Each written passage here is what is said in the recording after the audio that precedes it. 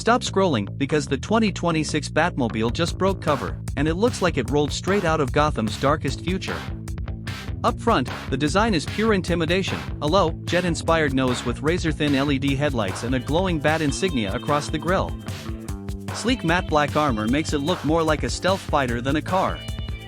Swing to the rear, and it's chaos for Gotham's villains. A massive jet thruster dominates the back, flanked by glowing red taillights that slice through the night. Inside the cockpit? Pure sci-fi. Dual holographic HUDs, an AI co-pilot called Oracle, and a carbon fiber cabin built with ballistic shielding. Even the steering yoke doubles as a weapons controller. But the real beast is under the hood: a hybrid jet-electric powertrain pushing 1,500 horsepower. Silent stealth mode when Batman needs it, jet turbine fury when he doesn't. 0 to 60 in just 1.8 seconds, faster than a Formula 1 car. So here's the question.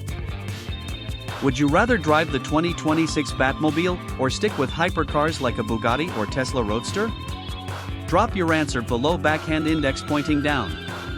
And if you want to see more future cars and legends like this, hit subscribe, because we're just getting started.